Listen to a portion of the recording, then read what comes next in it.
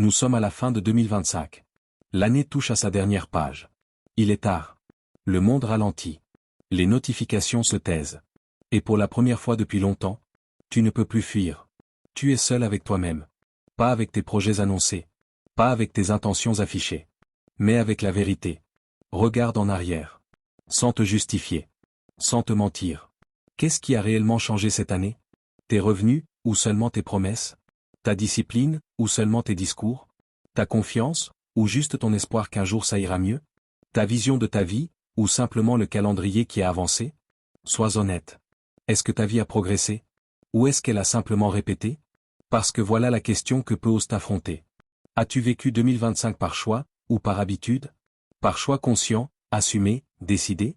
Ou par automatisme, par confort, par peur de changer vraiment? La vérité, c'est que beaucoup arriveront ici, à la fin de 2025. Fatigués, frustrés, mentalement usés. Les bras chargés de bonnes intentions non tenues. Et ils diront encore une fois. En 2026, je ferai mieux. Mais Jim Rohn nous a prévenus depuis longtemps. Si tu continues à faire ce que tu fais, tu continueras à obtenir ce que tu obtiens. 2026 n'est pas un miracle. Ce n'est pas une récompense. Ce n'est pas une nouvelle chance tombée du ciel. Index revers pointant vers la droite blanc 2026 est une conséquence. La conséquence de ta clarté ou de ta confusion. La conséquence de tes décisions ou de tes excuses. La conséquence de ce que tu choisis de tolérer, ou de refuser. Et si tu entres dans 2026 sans objectif clair, précis, non négociable? Alors ne t'étonne pas si elle ressemble étrangement à 2025. Même rythme. Même lutte. Même regret silencieux. Cette vidéo existe pour une seule raison. Une seule. T'empêcher d'entrer dans 2026 les yeux fermés. T'apprendre à attirer des objectifs clairs, puissants, alignés, avant qu'il ne soit trop tard. Parce que la clarté ne tombe jamais du ciel. Elle ne dépend ni de la chance, ni du temps, ni des circonstances. La clarté est une décision. Et cette décision se prend maintenant. D'abord, soyons honnêtes. Vraiment honnêtes. La plupart des gens passent leur vie à se mentir avec de belles excuses intellectuelles. Ils disent qu'ils manquent de motivation. Ils disent qu'ils manquent de discipline. Ils disent qu'ils n'ont pas l'énergie, pas le temps, pas le courage. Mais Jim Rohn nous l'a appris très tôt, le vrai problème n'est presque jamais celui que l'on croit. Tu n'as pas un problème de motivation. La motivation est une conséquence, pas une cause. Personne n'a besoin d'être motivé pour faire quelque chose qu'il comprend profondément et qu'il désire clairement. Tu n'as pas un problème de discipline non plus. La discipline n'est pas une question de force surhumaine. C'est une question de priorité claire. Le vrai problème, le cœur du problème, c'est la clarté. Quand un objectif est flou, l'esprit hésite. Et quand l'esprit hésite, l'action ralentit. C'est une loi psychologique simple. Ton cerveau est une machine de survie. Il déteste l'incertitude. Il résiste naturellement à ce qui n'est pas clairement défini. Alors, face à un objectif vague, il freine. Il doute. Il procrastine. Ce n'est pas un manque de volonté. C'est un manque de direction. Jim Rohn disait que le succès est quelque chose que l'on attire par la personne que l'on devient. Mais comment devenir quelqu'un de précis si ta vision de l'avenir est confuse? Comment avancer avec puissance si tu ne sais même pas exactement où tu vas?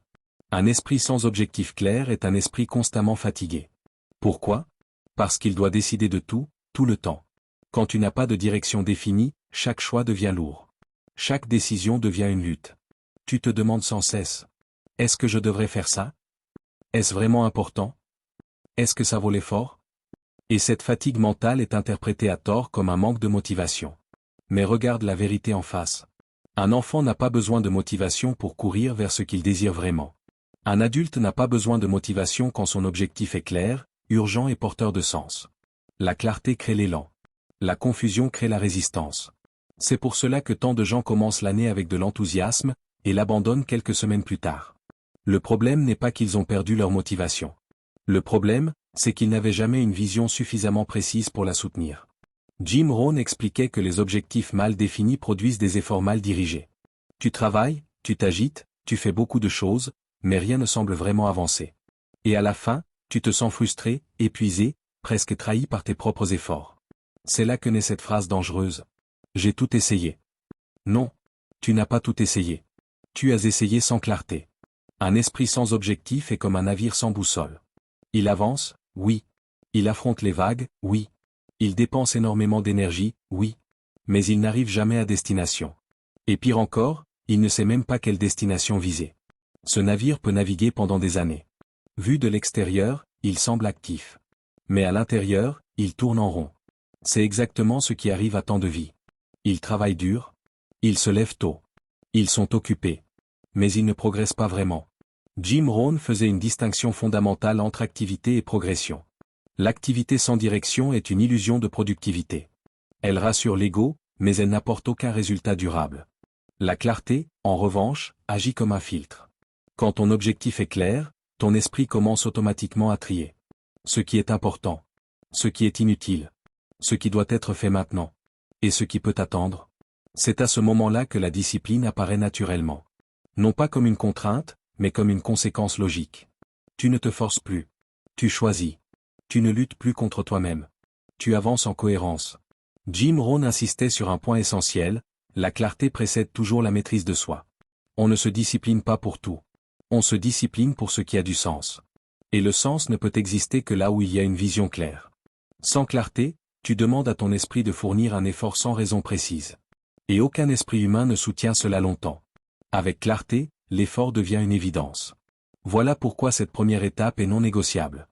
Avant de parler d'objectifs ambitieux pour 2026, avant de parler d'habitudes, de rituels, de discipline, tu dois d'abord éliminer le brouillard. Parce que tant que ta direction est floue, ta motivation sera instable, ta discipline fragile, et tes résultats aléatoires. La clarté n'est pas un luxe. C'est la fondation. Et comme Jim Rohn l'a enseigné toute sa vie. On ne construit jamais une vie exceptionnelle sur une fondation confuse. Ensuite, regarde ta réalité en face. Sans filtre. Sans excuse. Sans mensonge intérieur. C'est l'étape que la majorité évite, parce qu'elle est inconfortable. Pourtant, Jim Rohn était clair, on ne peut pas changer ce que l'on refuse de regarder honnêtement. Beaucoup disent « Je veux réussir ». Cette phrase semble noble. Elle sonne bien. Elle rassure l'ego. Mais en vérité, c'est l'une des phrases les plus dangereuses qui existent. Réussir quoi? Quand? Pourquoi? À quel prix? Selon quels critères? Un mot vague produit une vie vague.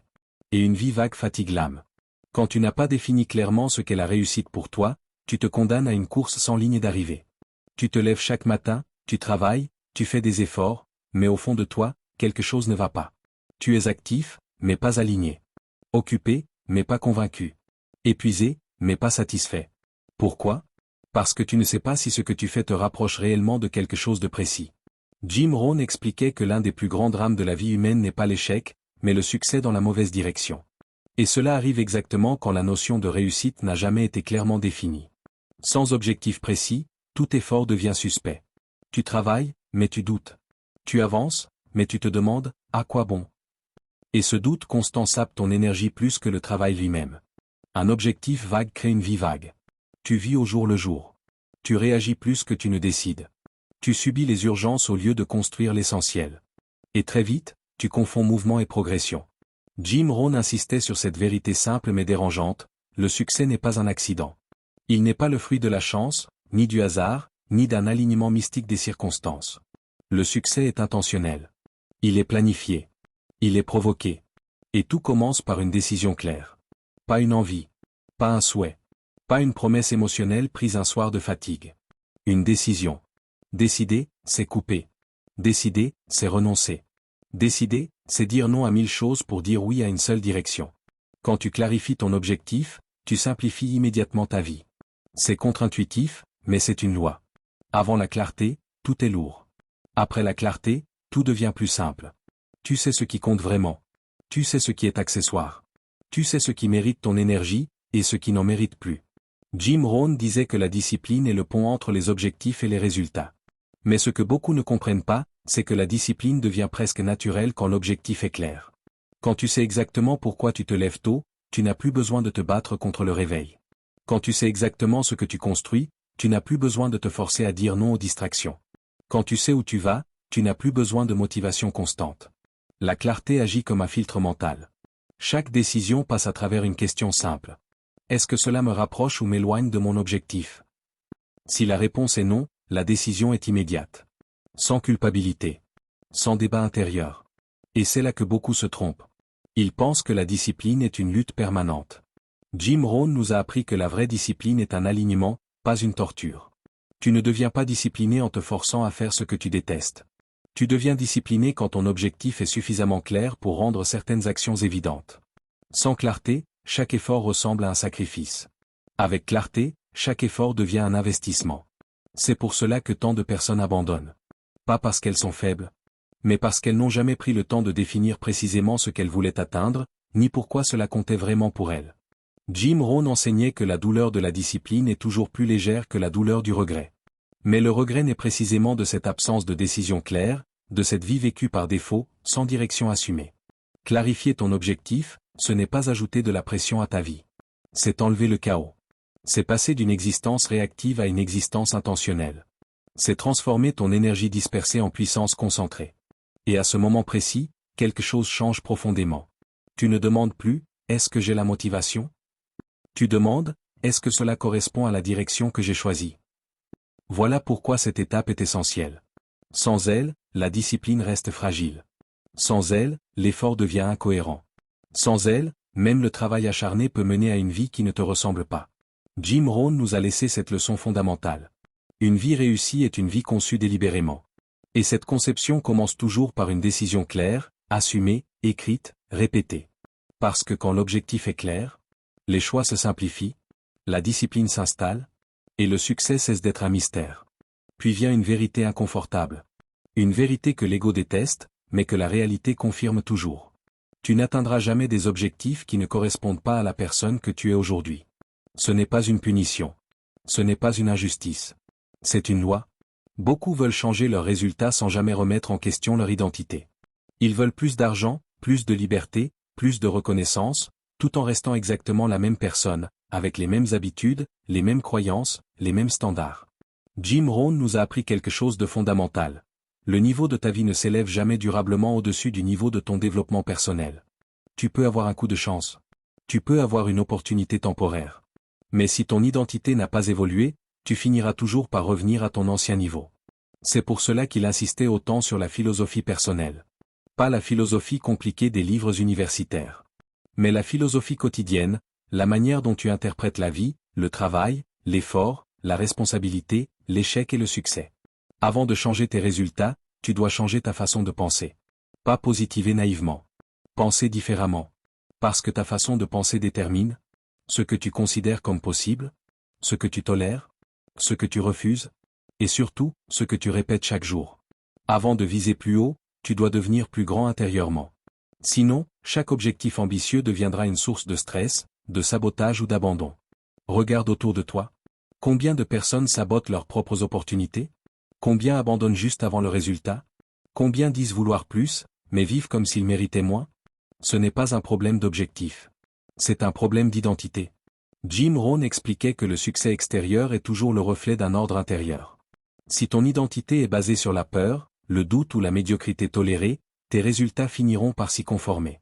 Voilà pourquoi la vraie question n'est plus seulement « Que veux-tu en 2026 ?» Cette question est facile. Tout le monde veut plus.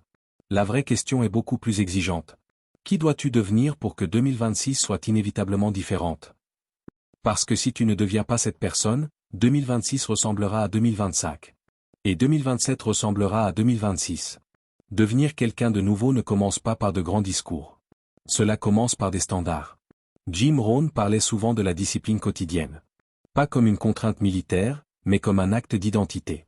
Ce que tu fais chaque jour, même quand personne ne regarde, est une déclaration silencieuse de qui tu es. La discipline quotidienne n'est pas là pour te punir. Elle est là pour te transformer. Chaque fois que tu respectes ta parole, tu renforces ton identité. Chaque fois que tu fais ce qui doit être fait, même sans motivation, tu deviens quelqu'un de plus fiable. Et quelqu'un de fiable attire naturellement des résultats plus élevés. Ensuite vient la responsabilité totale. C'est l'un des piliers les plus puissants de la philosophie de Jim Rohn. Tant que tu blâmes les circonstances, le pays, l'économie, les autres ou le passé, tu restes petit intérieurement. Le jour où tu dis « Ma vie est le résultat de mes choix », tu reprends le pouvoir. La responsabilité n'est pas une culpabilité. C'est une libération. Elle te dit « Si j'ai créé ce niveau, je peux en créer un autre ». Et enfin, il y a la vision à long terme. Une identité élevée pense en années, pas en émotions du moment. Elle sacrifie le confort immédiat pour une vie alignée. Jim Rohn nous rappelait que ceux qui réussissent pensent en saison, tandis que les autres pensent en semaine. Quand tu adoptes une vision à long terme, Tu changes de rythme. Tu deviens patient, mais déterminé. Calme, mais constant. Et quelque chose d'extraordinaire se produit alors. Quand ton identité évolue, tes objectifs cessent d'être une lutte. Tu n'as plus l'impression de te forcer à devenir quelqu'un que tu n'es pas. Tu avances en cohérence avec la personne que tu construis chaque jour. Les bonnes habitudes deviennent naturelles. Les mauvaises perdent leur attrait. Les distractions deviennent évidentes. Tu n'as plus besoin de te convaincre. Tu incarnes. Jim Rohn disait que le plus grand cadeau que tu puisses te faire n'est pas ce que tu obtiens, mais ce que tu deviens en chemin. Et c'est exactement là que réside la clé. Si tu veux une année 2026 différente, ne commence pas seulement par écrire des objectifs. Commence par élever ton identité. Parce qu'un objectif peut être abandonné. Mais une identité transforme toute une vie. Et quand tu deviens la personne capable de réussir, le succès n'est plus une lutte, il devient une conséquence logique. Enfin, passons à l'action concrète. Parce que sans action structurée, même la meilleure philosophie reste une idée élégante, mais inutile. Jim Rohn était catégorique sur ce point, ce qui n'est pas écrit n'est pas décidé. Un objectif non écrit n'a aucun poids. C'est un simple souhait déguisé. Et les souhaits n'ont jamais bâti une vie extraordinaire. Écrire un objectif, ce n'est pas un exercice scolaire. C'est un acte d'engagement. C'est le moment où tu dis à ton esprit. Voilà la direction. Voilà la destination. Voilà ce qui compte. Tant que ton objectif reste dans ta tête, il reste flou, émotionnel, instable. Mais dès que tu l'écris, il devient réel. Visible, mesurable, responsabilisant. Jim Rohn disait que les objectifs écrits ont une étrange capacité à te rappeler à l'ordre. Ils te confrontent. Ils te parlent. Ils t'obligent à être honnête avec toi-même. Écris tes objectifs pour 2026 avec précision. Pas je veux réussir. Pas je veux changer ma vie. Mais, quel résultat exact? Ou dans quel domaine précis? À quelle échéance claire? Et surtout, pourquoi cela compte vraiment pour toi? La précision élimine l'autosabotage. Elle empêche l'esprit de négocier avec la paresse. Ensuite, lis-les chaque jour. Pas une fois par mois. Pas quand tu es motivé. Chaque jour. Pourquoi? Parce que ton esprit fonctionne par répétition. Ce que tu lui rappelles constamment devient une priorité. Ce que tu négliges disparaît. Jim Rohn insistait sur ce principe fondamental, nous devenons ce que nous pensons le plus souvent. Lire tes objectifs quotidiennement, ce n'est pas rêver. C'est programmer. Chaque lecture renforce la direction. Chaque répétition réduit le doute. Chaque rappel réoriente ton attention. Et puis, ressens-les comme s'ils étaient déjà en mouvement. Pas dans une illusion naïve, mais dans une conviction calme. Quand tu ressens un objectif, tu actives l'émotion. Et l'émotion est le carburant de l'action. Sans émotion, l'action est fragile. Avec émotion, elle devient persistante. À force de répétition, quelque chose de profond se produit. La clarté devient une programmation mentale. Ton esprit commence à changer de filtre. Il ne voit plus le monde de la même façon. Là où tu voyais des obstacles, tu vois des options. Là où tu passais à côté d'une opportunité, tu la reconnais. Là où tu perdais du temps, tu ressens désormais une incohérence. Jim Rohn expliquait que l'esprit humain est comme un radar, il capte ce sur quoi il est réglé. Quand ta vision est claire, ton esprit commence naturellement à attirer les bonnes idées, les bonnes informations, les bonnes rencontres. Ce n'est pas de la magie. C'est de la cohérence. Ton comportement s'aligne. Tes choix s'affinent. Ton environnement commence à changer. Et surtout, tu t'éloignes naturellement de ce qui ne sert plus ta vision. Pas par lutte, pas par frustration, mais par évidence. Quand tu sais exactement où tu vas, certaines choses cessent simplement d'avoir du goût. Certaines distractions deviennent fades. Certains compromis deviennent inacceptables. C'est à ce moment-là que l'action suit. Pas une action explosive et irréaliste. Mais une action quotidienne, simple, répétée. Jim Rohn nous rappelait que le succès n'est pas le résultat d'un événement majeur, mais d'une accumulation de petites disciplines pratiquées chaque jour. Quand la clarté est installée, tu n'as plus besoin de te forcer à agir. Tu avances parce que ne pas avancer deviendrait incohérent avec la personne que tu es en train de devenir. Un pas par jour. Une décision alignée. Une action cohérente. Et c'est là que beaucoup se trompent. Ils cherchent l'intensité alors que la vraie puissance réside dans la constance. Quand l'action devient quotidienne, les résultats deviennent inévitables. Pas spectaculaires au début, mais réels. Jim Rohn parlait souvent de l'effet cumulatif. Une petite action répétée semble insignifiante aujourd'hui, jusqu'au jour où elle change tout. La clarté guide l'action. L'action construit l'habitude. L'habitude forge l'identité. Et l'identité produit les résultats. Voilà la logique. Voilà la cohérence. Ce n'est pas compliqué. Mais c'est exigeant. Et c'est précisément pour cela que peu le font vraiment. Si tu veux que 2026 soit différente, ne te contente pas de comprendre. Écris, lis, ressens, agis, chaque jour. Parce que Jim Rohn nous a laissé cette vérité finale. Le succès est quelque chose que l'on planifie, que l'on nourrit et que l'on mérite par la constance. Quand ta vision est claire, quand tes actions sont alignées, quand ta discipline est quotidienne, les résultats ne sont plus une possibilité. Ils deviennent une conséquence logique. Et à ce stade, 2026 ne sera plus un espoir, mais une destination déjà en marche. Écoute-moi bien, parce que ceci peut tout changer. 2026 n'est pas un hasard qui arrive par chance ou par magie, c'est une destination que tu choisis consciemment ou que tu subis silencieusement, et il n'y a pas de troisième option. Si tu veux attirer des objectifs clairs, tu dois arrêter d'espérer et commencer à décider, clarifier ta vision avec précision, aligner ton identité avec le niveau de vie que tu réclames, puis écrire, décider et agir chaque jour sans négociation intérieure. Jim Rohn nous a laissé cette loi universelle et intemporelle, le jour où tu prends l'entière responsabilité de ta vie, tout commence à changer, et cette responsabilité ne commence ni demain ni l'an prochain, elle commence maintenant, dans ce moment précis où tu choisis de ne plus vivre par habitude mais par intention. 2026 arrive, que tu sois prêt ou non, et elle récompensera sans exception ceux qui ont eu le courage de voir clair, de décider ferme et d'agir avant les autres.